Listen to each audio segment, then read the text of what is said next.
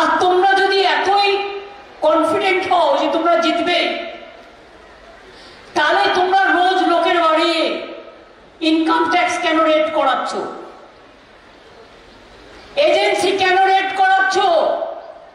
তোমার বিজেপি নেতারা এনআইএ এর সাথে ঘুরে বেড়াচ্ছে, আমার কাছে ডকুমেন্ট আছে। তোমার বিজেপি নেতারা বিএসএফ কে নিয়ে ঘুরে বেড়াচ্ছে, সিআইএসএফ কে নিয়ে ঘুরে বেড়াচ্ছে। আজকে আমি একটা সংবাদ দেখলাম, এমনকি দুঃখের ও লজ্জার বিষয় যে আর্মি হাসপাতালগুলো পর্যন্ত বিজেপি অর্গানাইজারদের হাতে দিয়ে দিয়েছে। লজ্জা করে না? নির্লজ্জ, বেহায়া, ভাওতাবাজ, ঝুটাবাজ, তোমরা একটা রাজনৈতিক দল। দেশে আর্মি কখনো রাজনীতি করেনি আজ পর্যন্ত, না বিএসএফও করতো না, সিএসএফও করতো না, ইনকাম ট্যাক্সও করতো না। আমি একটা সংবাদ মাধ্যমে আজ দেখলাম, হেলিকপ্টারে কাগজগুলো পড়তে পড়তে আসছিলাম, যে মাননীয় প্রধানমন্ত্রীজি বলেছেন বাংলা में इलेक्शन कमीशन पूरा नजर रखेगा। अरे আপনি বলেন কি? তার মানে কি ইলেকশন কমিশন তো কিনে নিয়েছেন? বলে দিচ্ছেন রোজ ওকে ট্রান্সফার করো, রোজ ওর বাড়িতে ইনকাম ট্যাক্স পাঠাও, কানে কানে বলে দাও বিজেপি করলে সাদা আর তৃণমূল করলে কালো। বাবা বাবা বাবা, দারুণ দারুণ নাটক।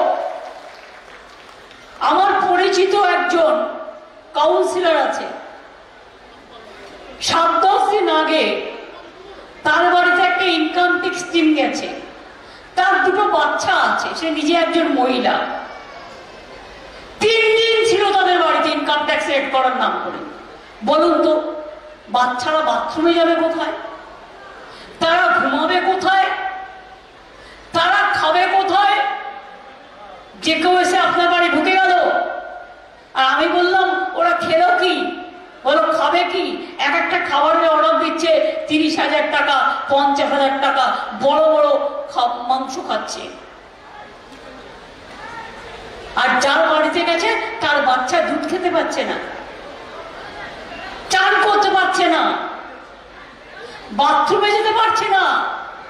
তাকে বলছে বলো बीजेपी करेगा तो हम चला जाता है। সে বলেছে हमारा गला भी आप काट दो, हम ममता जी को नहीं छोड़ेगा, हम बीजेपी नहीं करेगा।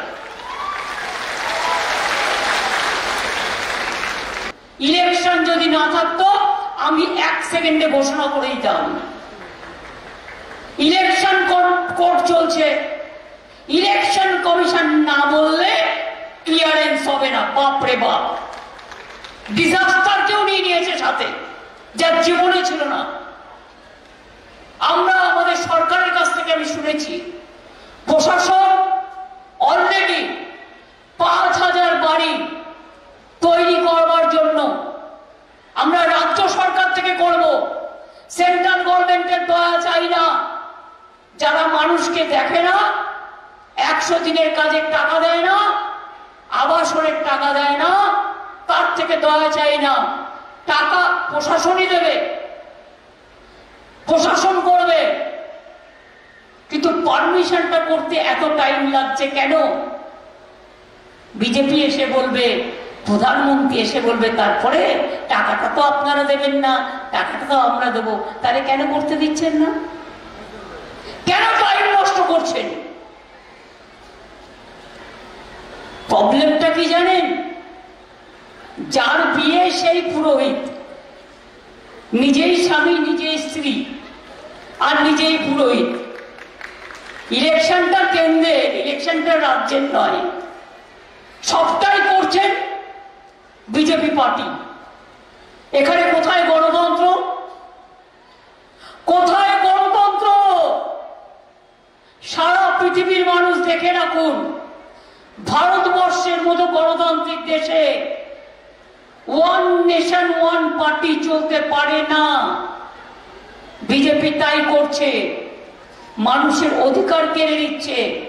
আর তার উপরে জুটিয়েছে ক্যা ক্যা ক্যা আর এনআরসি। মাছ দেখেছেন তো, মাছের মাথাও হয়, লেজুও হয়। মাথাটা হচ্ছে ক্যা আর মাছের ল্যাজটা হচ্ছে এনআরসি। যেই আপনি অ্যাপ্লাই করবেন ক্যাতে, সঙ্গে সঙ্গে আপনাকে এনআরসি করে দেবে আর আপনাকে ডিটেনশন ক্যাম্পে রেখে দেবে আসামের মতো। কেন বলুন তো? বিজেপি পার্টি থেকে বলছে পুরোহিতরা সই করলেই হয়ে যাবে। তাই যদি হয় তাহলে পুরোহিতদের নামটা এম্পাওয়ারমেন্ট গ্রুপে রেখে তাদের অথেন্টিকেট করলেন না কেন?